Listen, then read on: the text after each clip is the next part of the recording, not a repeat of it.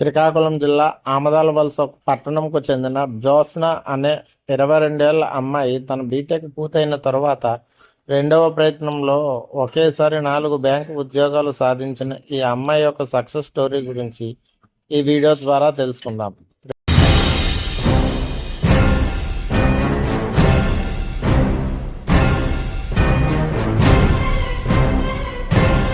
శ్రీకాకుళం జిల్లా ఆమదాలవలస బొడ్డేపల్లి రాజగోపాలరావు నగర్కు చెందిన జ్యోత్స్న కొన్ని రోజుల క్రితం వెలువడిన బ్యాంకు ఉద్యోగ ఫలితాల్లో 3 వివిధ బ్యాంకులకు ఎంపికైంది.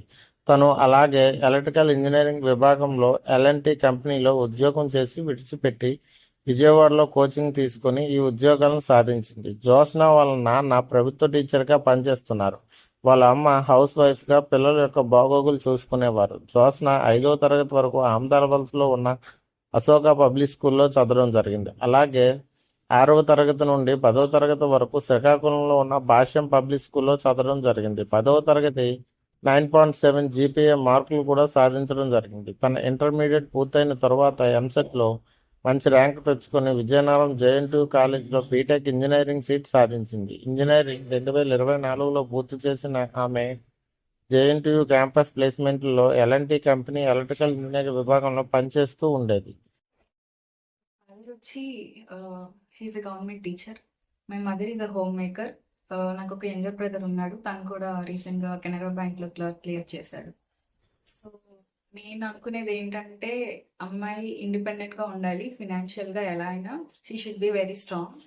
నేనేం నమ్ముతానంటే a girl shouldn't be someone's daughter or someone's wife or someone's sister.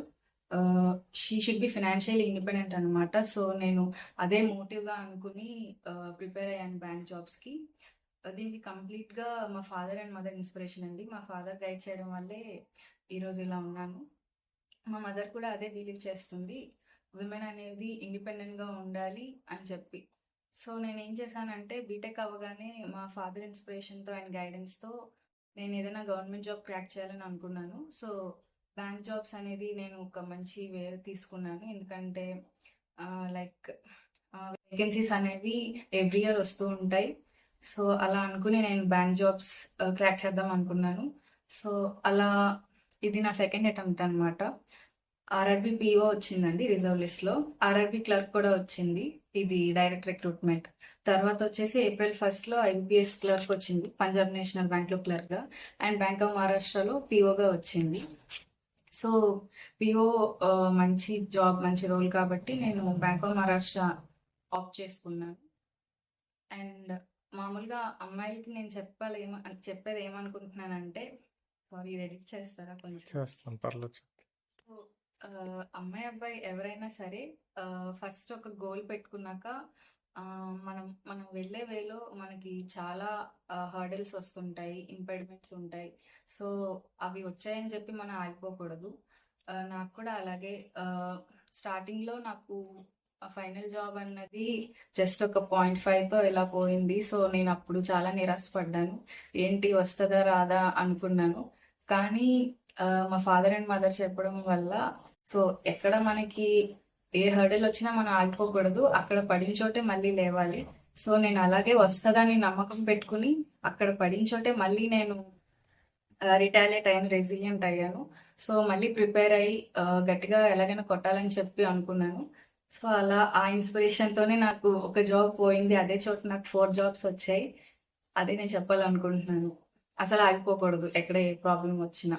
ప్రభుత్వ ఉద్యోగం సాధించాలనే ఒక ఉద్దేశంలో ఉన్నానని తండ్రికి చెప్పగా తండ్రి యొక్క ప్రోద్బలంతో తను క్యాంపస్ ప్లేస్మెంట్లో వచ్చిన ఉద్యోగాన్ని వదిలేసి విజయవాడ బ్యాంక్ కోచింగ్లు తీసుకొని మొదటి ప్రయత్నంలో 0.5 మార్కుల తేడాతో ఉద్యోగాన్ని కోల్పోవడం జరిగింది. ఎక్కడైతే కోల్పోయామో అక్కడే నిస్పృహ చెందకుండా కోల్పోయిన రంగంలోనే మళ్ళీ విజయం సాధించాలనే పట్టుదలతో రెండవ ప్రయత్నంలో బ్యాంకు పరీక్షలకు ఇంటి దగ్గరే ప్రిపేర్ అవ్వగా 4 ప్రభుత్వ ఉద్యోగాలు ఒకే ఫలితాల్లో సాధించడం జరిగింది. RRB PO మరియు క్లర్క్, అలాగే IBPS ఎగ్జామ్లో పంజాబ్ నేషనల్ బ్యాంక్ క్లర్క్ గాను మరియు బ్యాంక్ ఆఫ్ మహారాష్ట్రలో PO గాను అవకాశం రావడంతో తను బ్యాంక్ ఆఫ్ మహారాష్ట్ర POగా జాయిన్ అవ్వాలనుకుంటుంది.